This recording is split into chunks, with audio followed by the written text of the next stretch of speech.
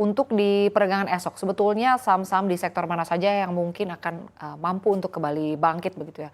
Saham teknologi juga kalau kita lihat memang saham yang cukup terdampak dengan era suku bunga tinggi yang mana kita juga nampaknya belum bisa memprediksi ya akan kemana arah dari The Fed ke depannya. Walaupun sebetulnya masih ada satu ruang lagi bagi The Fed untuk kembali menaikkan suku bunga acuannya. Ternyata memang ini cukup membawa dampak yang cukup signifikan ke beberapa sektor untuk terus melanjutkan tren pelemahannya. Untuk di perdagangan esok sebetulnya saham-saham apa saja yang mungkin boleh dilirik ya di perdagangan esok?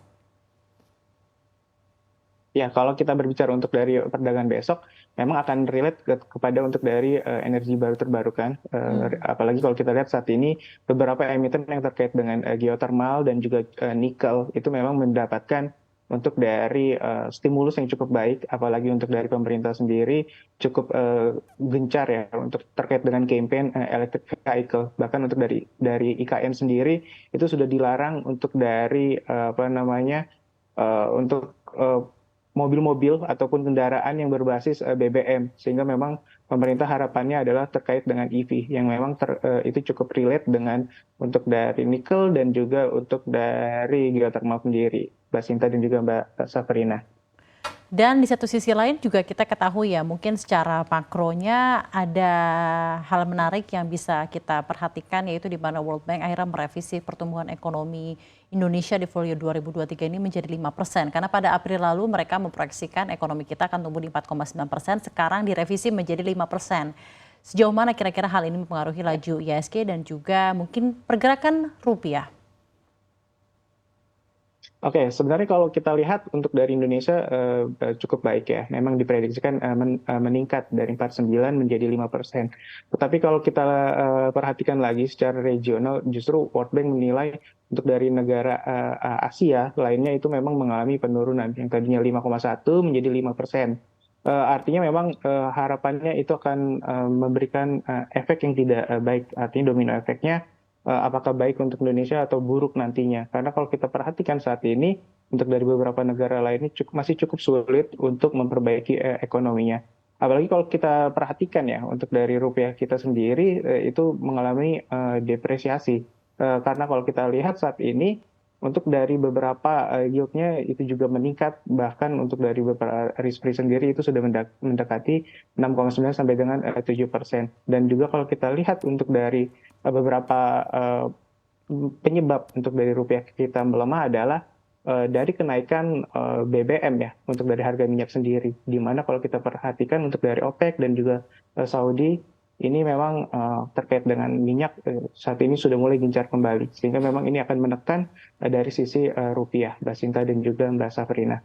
Baik, membahas mengenai posisi dari rupiah ya. Jika membandingkan posisi rupiah dengan negara-negara tetangga atau negara-negara di Asia begitu ya, ini boleh dibilang cukup resilient atau mungkin cukup kuat ya jika melawan dolar Amerika Serikat. Tapi terkait dengan pelemahan rupiah di sepanjang September, nampaknya memang rupiah terus berada di zona pelemahan. Hanya beberapa kali saja rupiah berada di zona penguatan. Seiring juga dengan kalau kita lihat The Fed yang masih belum mau begitu ya untuk menurunkan suku bunganya, tentunya ini rupiah ya akan menjadi korban. Proyeksi Anda untuk rupiah di sepanjang bulan Oktober atau bahkan mungkin di akhir tahun, apakah ada kemungkinan bagi rupiah untuk menyentuh level 16.000 rupiahnya per $1 Amerika Serikat atau pelemahan dari rupiah ini sifatnya hanya sementara saja begitu ya? Mungkin Oktober akan menjadi bulan yang baik bagi rupiah walaupun indeks dolar menguat. Silakan. Ya, kalau untuk dari rupiah sendiri, saya melihat masih akan mengalami depresiasi ya. Karena memang kalau kita lihat masih banyak tantangan untuk dari Indonesia sendiri, khususnya untuk dari obligasi pemerintah, yang dimana kalau kita lihat outflow cukup besar ya untuk dari beberapa hari di September kemarin. Dimana kemungkinan untuk dari rupiah sendiri kemungkinan akan berada di 15.530 sampai dengan 15.660 untuk di Oktober saat ini. Dan di mana memang kalau saya melihat sampai dengan akhir tahun range untuk dari rupiah kita sendiri cukup lebar ya di 15.300 sampai dengan 15.000 800 pergerakannya, Mbak Sinta dan juga Mbak Safrina. 15.300 sampai 15.800. Jadi memang untuk estimasi pergerakan rupiah ini akan semakin terdepresiasi lagi ya dengan memang nilai indeks dolar Amerika Serikat yang semakin menguat karena The Fed ini masih akan begitu hawkish ya, terutama di November ini ya masih ada ekspektasi kenaikan. Nah terakhir mungkin bagaimana dampak dari sentimen yang mix ini akhirnya berpengaruh terhadap proyeksi IHSG. Ada beberapa analis atau pelaku pasar yang bilang dengan ada window dressing dan beberapa sentimen positif lainnya IHSG akan ditutup di level 7.300-an. Tanggapan Anda seperti apa?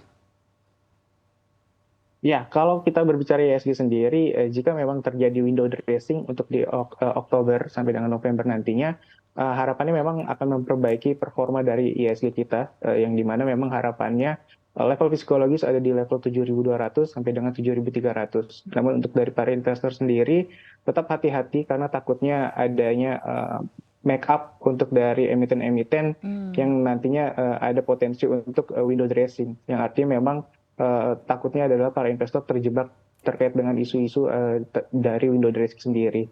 Dan juga kalau kita perhatikan sebenarnya masih banyak cukup dari beberapa emiten yang cukup resilient yang tadi yang sudah disebutkan untuk dari finansial, untuk dari perbankan, saya rasa itu masih cukup baik ya. Apalagi untuk dari investor asing, nyatanya masih melakukan aksi beli ya terhadap untuk emiten-emiten perbankan yang bisa dikatakan big caps seperti itu Mbak Sinta dan juga Mbak Saprina.